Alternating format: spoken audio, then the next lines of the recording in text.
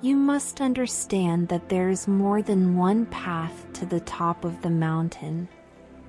The ultimate aim of martial arts is not having to use them. It is difficult to understand the universe if you only study one planet. Today is victory over yourself of yesterday. Tomorrow is your victory over lesser men. All men are the same except for their belief in their own selves, regardless of what others may think of them.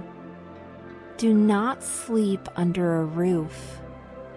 Carry no money or food.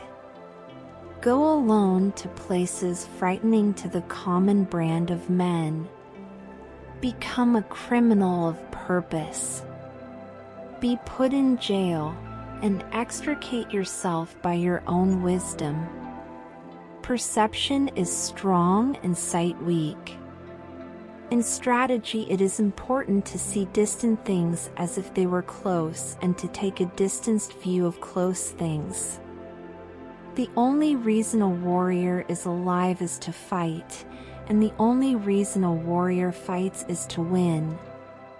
The important thing in strategy is to suppress the enemy's useful actions but allow his useless actions. Whatever the way, the master of strategy does not appear fast. Of course, slowness is bad. Really skillful people never get out of time and are always deliberate and never appear busy. The true science of martial arts means practicing them in such a way that they will be useful at any time, and to teach them in such a way that they will be useful in all things. Under the sword lifted high, there is hell making you tremble. But go ahead, and you have the land of bliss. When you decide to attack, keep calm and dash in quickly, forestalling the enemy. Attack with a feeling of constantly crushing the enemy, from first to last. No man is invincible, and therefore no man can fully understand that which would make him invincible. It is difficult to realize the true way just through sword fencing. Know the smallest things and the biggest things, the shallowest things and the deepest things. When in a fight to the death, one wants to employ all one's weapons to the utmost. I must say that to die with one's sword still sheathed is most regrettable. Polish your wisdom, learn public justice, distinguish between good and evil, study the ways of different arts one by one. It is said the warrior's is the twofold way of pen and sword, and he should have a taste for both ways. Even if a man has no natural ability, he can be a warrior by sticking assiduously to both divisions of the way.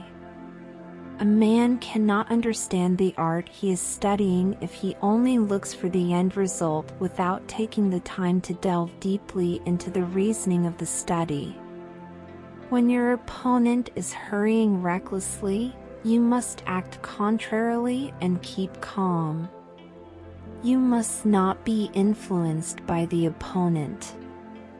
A bullet from a gun does not make a distinction between practice and combat. You are training to be one and the same way in your life. 1,000 days of training to develop, 10,000 days of training to polish. You must examine all this well. You should not have a favorite weapon. To become overfamiliar with one weapon is as much a fault as not knowing it sufficiently well. When you attack the enemy, your spirit must go to the extent of pulling the stakes out of a wall and using them as spears and halberds. If you are not progressing along the true way, a slight twist in the mind can become a major twist. This must be pondered well. Nobody is strong and nobody is weak if he conceives of the body, from the head to the sole of the foot, as a unity in which a living mind circulates everywhere equally. What I call the void is where nothing exists. It is about things outside man's knowledge. Of course, the void does not exist. By knowing what exists, you can know that which does not exist. That is the void. There is nothing outside of yourself that can ever enable you to get better, stronger, richer, quicker, or smarter. Everything is within. Everything exists. Seek nothing outside of yourself. In strategy, it is important to see distant things as if they were close and to take a distanced view of close things. This is a truth. When you sacrifice your life, you must make fullest use of your weaponry. It is false not to do so, and to die with a weapon yet undrawn.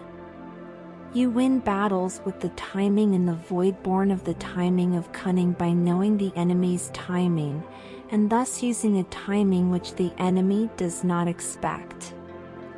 It is said the warrior's is the twofold way of pen and sword, and he should have a taste for both ways. If you master the principles of sword fencing, when you freely beat one man, you beat any man in the world. The spirit of defeating a man is the same for 10 million men. Byarla orang lain gugur sekara heroic, kalau itu kokok but mereka. Aku hanya mau membereskan pertempuran dengan kemenangan heroic. In strategy, it is necessary to treat training as part of normal life with your spirit unchanging. Then you will come to see things in an all-encompassing sense, and, taking the void as the way, you will see the way as void. Guard.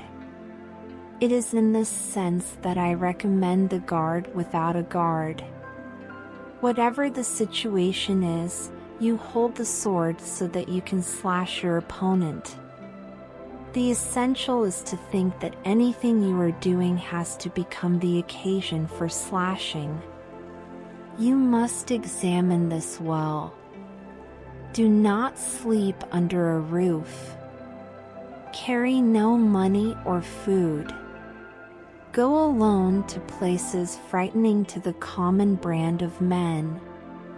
Become a criminal of purpose. Be put in jail, and extricate yourself by your own wisdom. Becoming the opponent means you should put yourself in an opponent's place and think from the opponent's point of view. What is essential is to suddenly make a move totally unexpected by the opponent, pick up on the advantage of fright, and seize the victory right then and there.